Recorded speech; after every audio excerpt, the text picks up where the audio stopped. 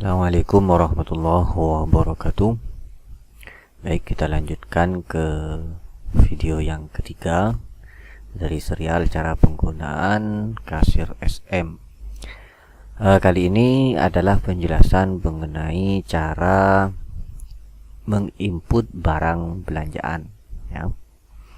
Ini ketika misalkan kita menemukan barang yang sudah waktunya belanja, maka kita kasir ini harus menginput barang itu, sehingga ketika nanti sudah waktunya belanja, ini data kita sudah ada.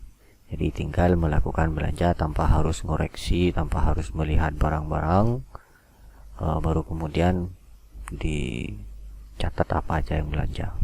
Karena setiap kali menemukan barang yang perlu dibelanjakan, ini langsung diinput di sini.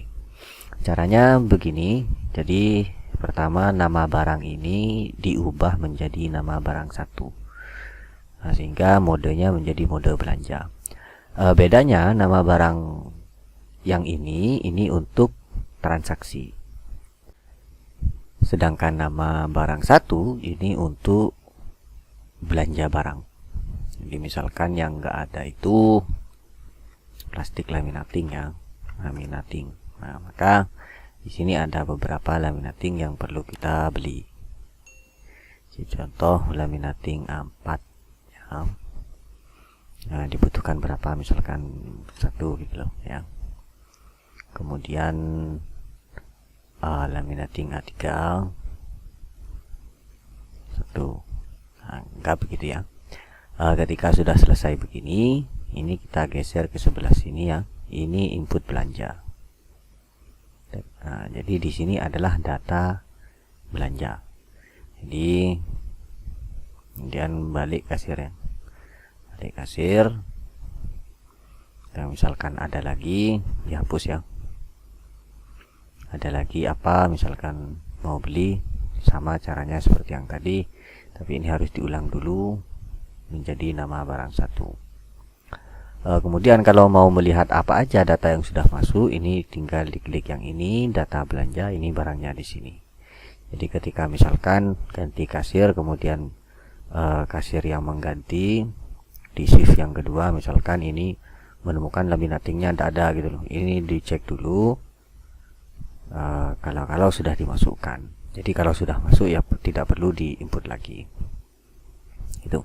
Jadi data yang terkumpul di sini ini adalah data yang mau digunakan belanja. Kemudian disetor kepada bagian yang mau berangkat belanja. Ini copy, pastekan ke kasir, pastekan ke Excel lain, ke file lain, kemudian dikirim kepada bagian belanja. Nanti kalau sudah barang ini sudah dapat, kemudian kita klik hapus. Jadi sudah dapat belanjanya, sudah datang, ini klik hapus. Berarti mulai dari awal lagi.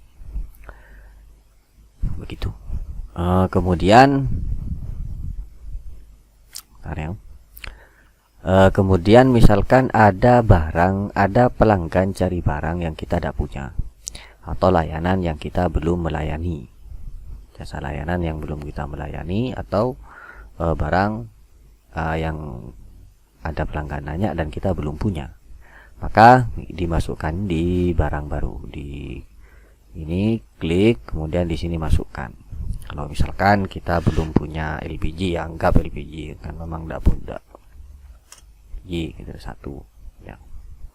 Terus kemudian ada lagi, tanya lagi misalkan, tanya LPG lagi, maka walaupun di sini ada, di sini harus ditulis ulang lagi kalau ada yang nanya lagi LPG lagi gitu loh. Seterusnya begitu. Walaupun misalkan dalam satu hari ini ada yang nanya LPG 3 kali, maka tetap di sini di data barang baru ini tetap dimasukkan berulang-ulang.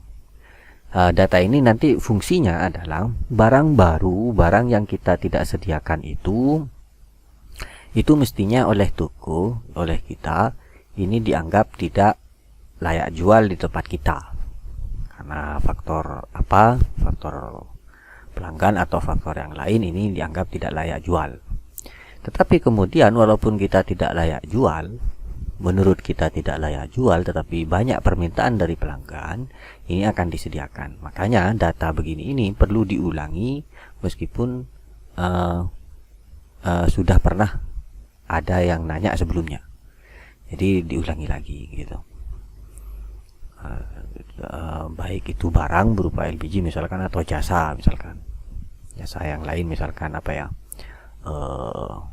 sablon kayu misalkan, maka tetap dimasukkan di sini gitu. Oke, kemudian pengeluaran. Jadi misalkan ada pengeluaran selama menjadi kasir, selama jaga jadi kasir, ini ada pengeluaran barang. Misalkan contoh, ada sales minuman datang, kemudian kita bayar untuk itu, atau ada sales yang lain datang kemudian kita bayar menggunakan uang yang ada di laci kasir. Maka caranya begini, kita memasukkan datanya, ini diklik di pengeluaran sini. Pengeluaran ini ditulisnya di sini ya. Jadi misalkan ditulisnya manual ya, misalkan sales Yakul ya, Yakul tagihannya berapa, 23.000 misalkan ya, 23.000. Di sini perlu juga ditulis berapa, 25 misalkan, 25 botol maka ya 25 ya, atau 3 slop ya, tulis 3 slop ya. Jadi sekiranya di tulisan ini adalah data yang jelas. Setelah selesai begini, kita kembali ke kasir. Ada lagi pengeluaran lagi, masukkan lagi gitu. Misalkan sales pen pilot misalkan, pen pilot hitam habis 50.000 misalkan, nanti seterusnya sampai tutup kasir. Nanti ini ditulisnya di sini, lanjut sampai nanti tutup kasir, nulisnya di sana. Kemudian di sini ada kolom lagi keterangan produk ya. Ini keterangan produk adalah apa-apa yang perlu kita masukkan dengan detail yang jarang diketahui, katakanlah begitu, atau perlu diketahui. Jadi khusus untuk diketahui, ini ada keterangan khusus diketahui oleh pelanggan, khusus diketahui oleh kru. Jadi yang khusus diketahui oleh pelanggan ini yang kita jelaskan kepada pelanggan, ini produknya, ini yang khusus dipahami oleh kru. Jadi kru-kru yang baru perlu memahami ini ya, perlu memahami ini. Kalau ada pelanggan yang nanya, kita perlu baca ini supaya bisa memberikan pemahaman yang baik kepada pelanggan kita. Oke, kemudian misalkan ada perubahan harga ya, ada sales datang, kemudian ada produk yang harganya berubah.